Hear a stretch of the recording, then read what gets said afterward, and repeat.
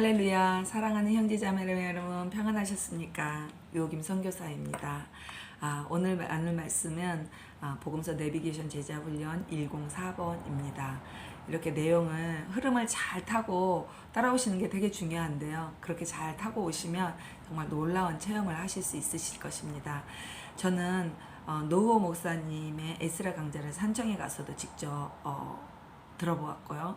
또 성경이 읽어진 애도 이렇게 지도를 받아보았습니다. 그리고 이렇게 내비게이션 복음서 내비게이션 제자 훈련을 받으면서 참 큰 은혜를 받았습니다. 그래서 여러분들께서도 정말 잘 따라와 주시면 큰 은혜를 누리실 것이라고 확신드릴 수 있습니다. 네, 오늘은 좀 드라마 중독이라는 유튜브 채널이 있더라고요. 그러면서 이제 생각이 났던 게, 그렇지. 드라마 중독, 영화 중독. 그분들의 증상들을 보면서 참, 내가 저도 그런 증상에 걸려 봤었거든요. 정말 다음 편이 기대되고, 또 화장실도 갔다 오면 막 달려와야 되고, 또 정말 기다려주고, 이 손이 안 잡혀주고, 또 어쩔 때는 이제 제가 태국에 와서 대장금이라는 드라마를 47편인가 이렇게 된 그 CD를 구워서 판매를 하시는 거를 이제 제가 봤는데요. 할 편에 막 진짜 거의 막 20장도 이렇게 봤었던 것 같아요. 그걸 2번씩 봤는데 인격적으로 예수님 만나기 전입니다.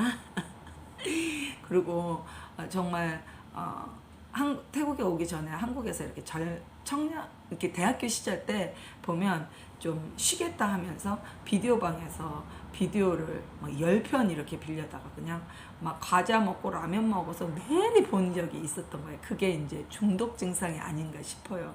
여러분, 그러면서 이제 드라마도 막 다음 편이 기대되고 어쩔 줄을 모르고 담배 중독 걸리신 분들이 그걸 끊으려고 하면은 막 금단 현상이 안 됐다 일어났다 어떻게도 모르는 그런 것처럼 드라마 중독도 그런 증상이 있지 않을까 싶어요. 그런데 정말 우리가 그 묵상 중독에 걸리면 어떻게 되나? 정말 제가 그런 것 같아요. 정말 화장실에서도 어디가 관계치 않고 그분의 말씀이 보아주고 싶고 그분이 어떻게 제자들을 이끌어 가는지 계속 다음 편도 또 이렇게 기대가 되는 것 같아요. 정말 예수님의 드라마죠. 복음서를 따라 제가 묵상을 하다 보니까 정말 영화를 보는 것 같아요. 드라마를 보는 것 같고 그만큼 이제 말씀에 이렇게 주입이 된다 그럴까요? 그 말씀 안에 들어가 있는. 그래서 여러분들도 아마 그런 체험을 경험하시기를 소망하는 바람에서 이렇게 나눴고요. 자, 오늘 다시 한번 101에서부터 요약을 한번 해보겠습니다. 101 내용은 내가 알고 있는 바 더 정확히 알고 있어야 할 바가 무엇인가. 이제 그것이 구약에 성취한 내용이고 신구약에 갈망한 내용인데 그분이 그리스도, 예수 그리스도. 그래서 그분이 누구신가? 그런 나는 누구인가? 나는 무엇을 알며 살아야 할 존재인가? 그러면서 정체성과 사명이 확립되는 내용입니다. 그래서 또 비전에 대한 확립도 세워지죠. 그러면은 이제 102번에서는 그 복음, 예수 그리스도는 누구신가? 그래서 그리스도 시리즈예요. 102번과 103번은. 그래서 그분, 태초에 계셨던 말씀, 하나님 창조주, 생명, 빛, 그분이 육신의 몸을 입고 이 땅에 오신 그것이 이제 복음이죠. 그러면은 그 복음 되신 분을 어떤 분인가, 어디서 증명한 그분이 하나님이 어떻게 인간으로 태어날 수 있는가, 그것을 이제 마태복음에서는 그리스도, 이스라엘 역사, 이스라엘 요약한 역사로 통해서 예수님이 그리스도로 나셨다. 그리스도 왕으로 나셨다. 이스라엘 왕으로 나셨다. 아브라함서부터 다윗의 계보를요. 그리고 누가복음에서는 하나님의 아들로 태어나셨다. 인류의 유약한 역사죠. 그래서 예수님은 그리스도 하나님의 아들이시다. 이게 증명이 되는 거예요. 그러면은 이제 그 다음에 103번이죠. 103번. 이제 103번이 그렇게 되고 이제 104번서부터 107번까지는 정체성이에요. 정체성과 사명 시리즈. 그래서 오늘 다룰 본문이 104번인데요. 그 104번은 즉 복음을 증거할 자 세례 요한을 택하셔서 태어날 것을 예언하는 내용입니다. 내용은요. 본문은 누가복음 1장 5절에서 25절까지고요. 또 그 내용은 예수 그리스도를 증거할 자가 태어날 것을 예언하고 있는 내용입니다. 자, 제목은 세례 요한의 탄생이라고 할 수도 있고요. 주의 길을 예비할 자 요한의 출생의 예고라고 할 수 있습니다.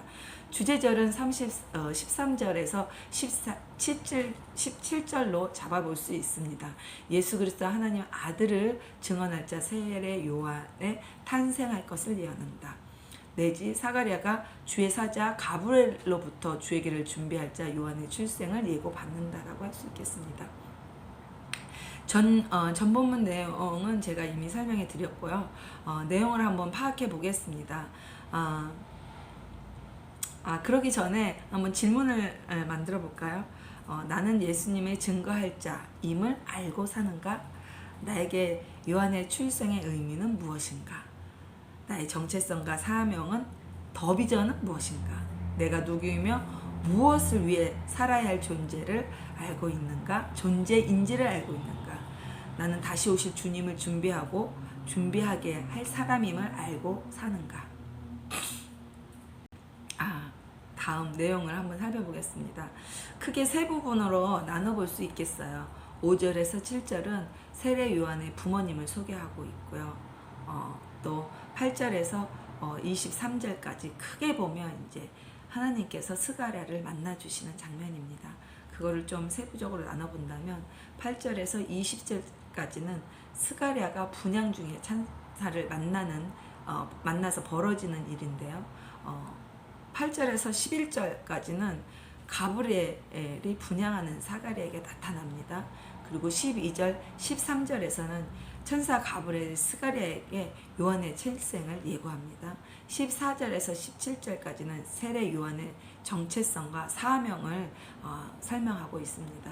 18절에서 20절까지는 스가랴의 의심으로 인해서 나타나는 표적, 벙어리가 되는 것이죠.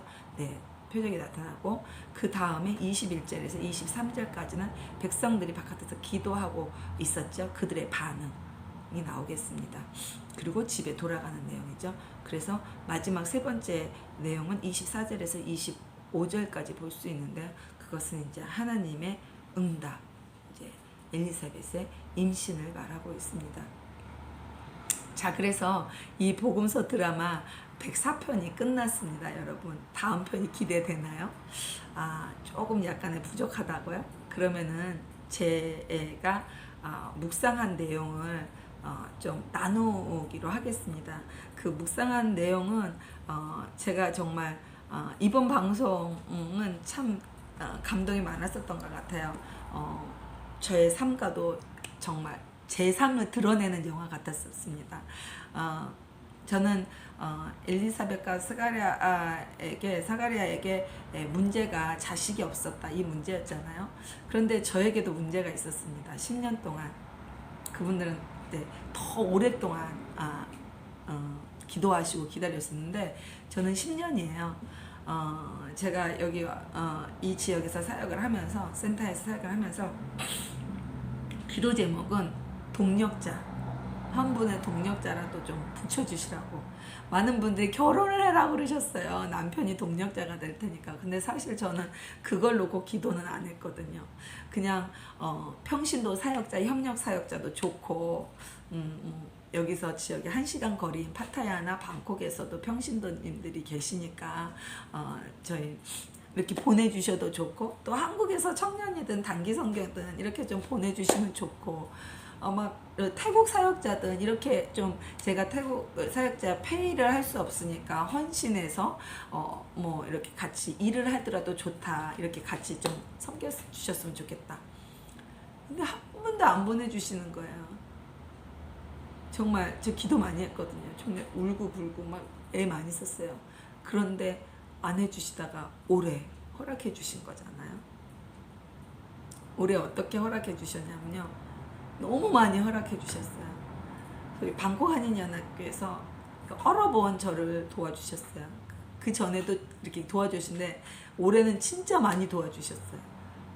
선교팀이 미국에서도 올 수가 없고, 그런데 정말 대박이어서 대박. 죄송합니다. 그리고 또 정말 저의 약점, 제가 함께 공동체 생활을 하고 싶었고, 또 그것이 이제 진정한 생활이다, 제자 양육은 그거밖에 없다고 생각을 했는데, 길게 간 팀이 1년이었어요 아이들. 그리고 오면 3개월 1개월 이렇게 못 버티시는 거예요 다들. 그렇기 때문에 유기미가 문제가 있기 때문에 저렇지 하면서 막 태국 주위 교회 식구들이 막 멸시하고 교박하는 것 같았었어요. 그런데 올해 6개월 정도, 거의 6개월 정도 돼 가시는 것 같아요. 우리 성도님 한 가정이 이제 맨 처음에 한 가정이 아니죠. 와이프만 오셨다가 이제 남편이 오셨는데, 따라오셨는데 대박이죠. 그렇게 앞으로 계속 가실 것 같은 거예요. 그런데다가 막 진짜 코로나로 인해서 제가 복음서 제자 훈련을 받으면서 제가 거듭나고, 그러므로 해서 주의가 살아나고 사역자가 함께 해주고, 팀이 또 방콕 한인연합교에서 앞으로 또 크리스마스 행사 함께 해주시거든요. 정말 부끄럽지 않게 해주시는 것 같은 거예요.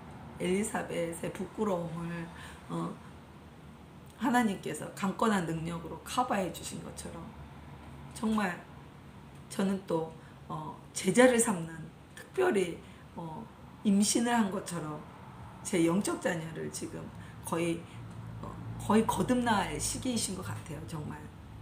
그래서 그 탄생을 볼 것 같은 거예요. 그래서 저에게는 특별한 한 해였고요. 그래서 제가 제 영상을 마친 다음에 한 분을 소개해 드릴 거예요.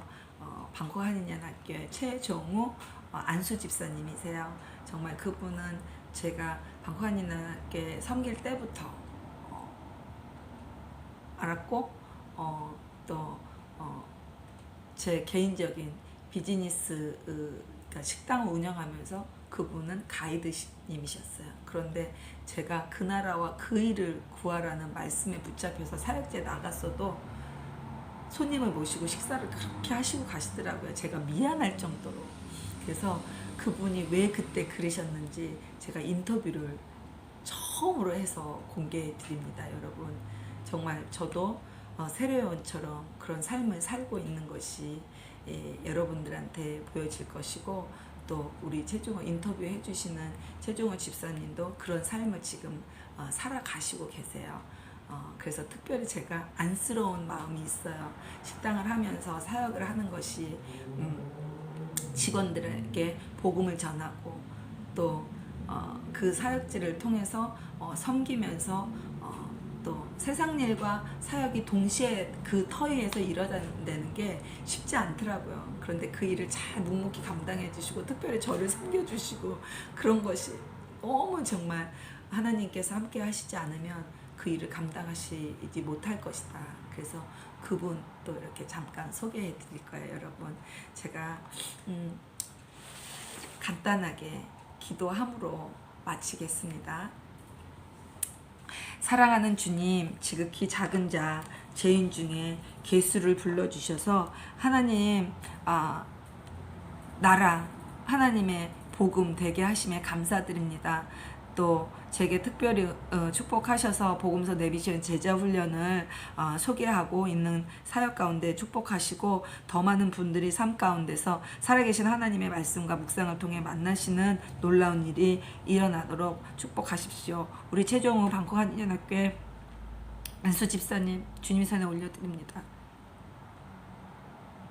주님 죄송합니다. 감당하시고 계시는 사역 가운데 홍해를 가르시는 기적과 영혼을 살리는 산떡이 오병이어 사건과 같이 먹고도 남을 생명이 흘러 태국과 열방을 일으킬 청년들을 세우고 계십니다. 주님 기름 부어 주십시오. 내일은 또 미국의 대선의 날이 다가왔습니다. 하나님 뜻과 나라를 위해 쓰임받는 귀한 종으로 선택하실 줄 믿고 감사함으로 나사렛 예수님으로 기도드렸습니다. 아멘. 형제자매 여러분 감사해요. 제가 목이 쉬었고 또 말씀하는 가운데 목이 말라서 잠깐 물을 마셨습니다. 양해해 주시고요. 평안한 밤 되십시오. 감사합니다. 샬롬 유호김 선교사였습니다. 네, 형제자매 여러분, 제가 한 분 소개드릴 분 여기 오셨어요. 우리 강남빙수 사장님이시고요. 방콕 한인연합교회 집사님이세요. 그럼 집사님께서 소개 직접 해주세요. 안녕하세요. 반갑습니다. 제가 이렇게 귀한 분의 유튜브 동영상에 올라가도 되는 사람인지 잘 모르겠는데 선교사님께서 기회를 주셔가지고 감사하게도 이 동영상에 제가 나오게 되었습니다. 저는 방콕 한인연합교회를 섬기고 있는 집사 최종우라고 합니다. 반갑습니다. 네, 집사님 제가요 진짜 처음으로 진솔되게 여쭤보는 거예요. 제가 대장금 식당을 했을 때 네. 제가 그 나라와 그 일을 구하라 그 말씀에 미쳐가지고 붙잡혀서 정말 사역지는 다니면서 식당을 사실 섬겨질 못했어요. 그런데 당연히 손님들이 이렇게 컴플레인이 일어날 거 당연히 알면서도 집사님께서 손님을 모시고 저희 식당에서 식사를 하셨다는 얘기를 들었을 때 속으로 참 죄송하면서도 너무 감사했었어요. 그런데 그때 마음 좀 한번 말씀해 주세요. 어떤 마음이셨는지.